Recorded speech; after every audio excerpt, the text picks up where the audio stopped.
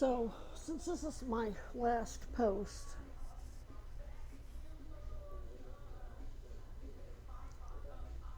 for a while, for you Epstein pieces of shit, don't. Just because I'm not going to be posting anything doesn't mean that I won't be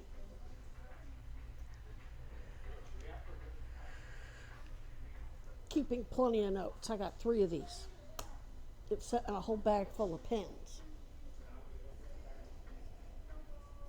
which I don't need to write shit down. I don't really need to film it or photograph it. You're all under surveillance. If you're anywhere near me, you're under surveillance. Remember, you're making criminal allegations against me, so the independent investigators have to watch me to see who's really doing what. They said I'm a cop, good cop being murdered by bad cops. So if you're anywhere near me, you know you're under surveillance. So it's real stupid for Paula to be lurking for half an hour. She knows the independent investigation has me under surveillance, so when she's lurking and doing all that dumb shit, she's under fucking surveillance. How fucking stupid do you have?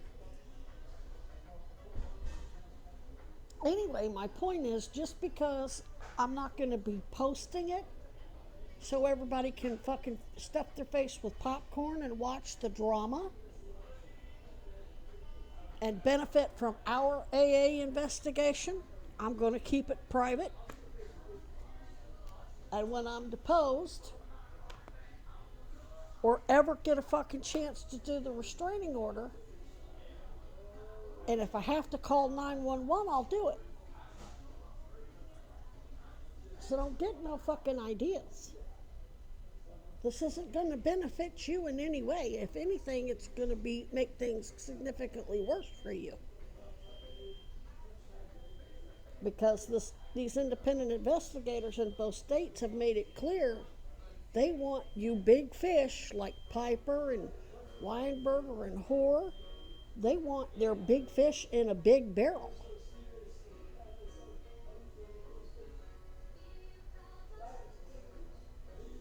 And all you little fish, all you snitches and PIs and cronies that are doing their wet work for them, you're just as guilty. You're all going to death row. But what I'm not going to do anymore is waste my motherfucking time advocating for a state that clearly doesn't want my advocacy. Doesn't give a fuck about everything I've sacrificed over the past 56 years actually. But specifically sacrificed the most over the past 6 years. Because only when I came in Vermont did I have to work in a hostile and intimidating and deadly environment 24 motherfucking 7. Everywhere else, I was only afraid. The only time I was afraid was when I had to go into an ER or go into a police department or interact with the police or shelter staff, the homeless shelters. Now, the homeless shelters in Phoenix are absolutely abominable. But as abominable as it is, with thousands of people in the most disgusting, shit, pissy streets, it was nowhere near as hostile and volatile as it is in this fucking state. I'm not saying something. Go on YouTube and watch some videos of CAS, Central Arizona Shelter Services. Watch what's going on. And I felt safer there on those shitty, pissy, reeking of K2, the fake pot. It just was safer. You know how many people I watched OD on fentanyl all the years I was there? At any shelter, anywhere? I come here and I have a dude OD and die right in fucking City Hall Park. The idiot Ray, bushy hair, the snitch, got himself a job in a nice bed. He's one of Paul Dragon's boy. He helped Alex kill Ben.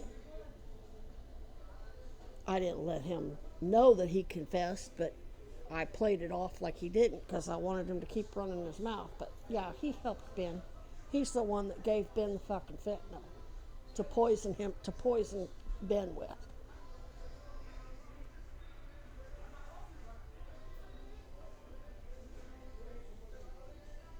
And his payment was he got a job and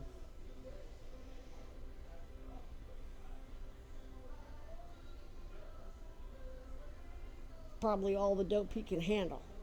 He's never not high as hell. So what I'm trying to explain to those of you, my few homies and comrades that I have here, I've never had to worry about anybody's safety because they support me as a community member. Because the people who support me here are very much the minority. I would say less than 10% of the population of the state of Vermont are true radical activists. I'm not talking about idealists. I'm not talking about lip service. I'm talking about motherfuckers who will make the sacrifices necessary to make sure me or anybody else who's trying to run this investigation have what we need.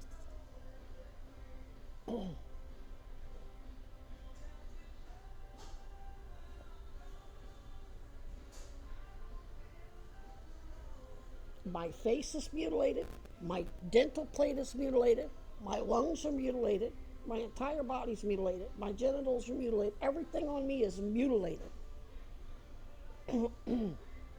Once there's an actual proper medical exam, it's going to be a fucking nightmare.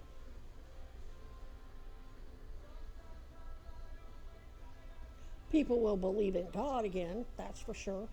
They're going to see that shit and go, no fucking way she's alive unless there's a God. Did he wave a magic wand? No, he made sure there was enough godly people where I needed them to get me what I needed. And it ain't Vermont. The godly people who are helping me here in Vermont are under threat. And 3 of those people who are even suspected of helping me are dead.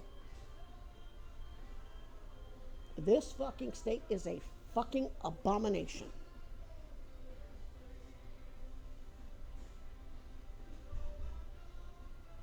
And that's going to be its legacy. Because that's the legacy it deserves. And to be perfectly honest, I don't want to open up a animal sanctuary or an art studio because I can't discriminate. I can't open up a public art studio and go, okay, only the very few radical activists who helped me can come in here. I can't do that. I'm going to have 90% of the people who patron, 90% of my patrons are going to be bougie ass cunts who tried to kill the rest of us on behalf of the Epstein class. And that's not the patronage I want at my establishment. You don't have a community. You have this clique, that clique. But this state is so hostile and intimidating that your homeless are taking their own lives. The only way they get any positivity in their life at all is to be high as hell. You think there wasn't plenty of drugs in Missouri? I mean, Missouri is like the meth capital of the whole freaking U.S. because of that gas that there's big, huge fields with big, huge tanks that has the gas that they use to make it. I remember when I was visiting with my parents, when they all lived in Kansas City, it was like 1991, on the news, a crack house had set up flares along the road so people could find it. Flares. So people could find their way to the crack house. So it's not like there ain't plenty of drugs in Florida and Arizona, especially with the all of the international, and I don't mean just from south of the border. I mean there's a huge there's a whole lot of people from all over the world living in both of those states.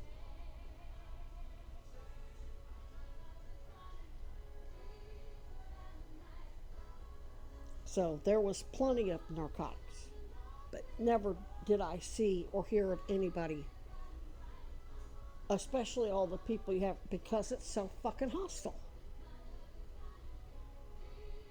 And the only way you can understand what a miserable motherfucking abomination this state is to dress up like a homeless person and go sit on the street, go sit on a bench in Prescott, Arizona, and watch how many people try to help you. Even though Barry Gold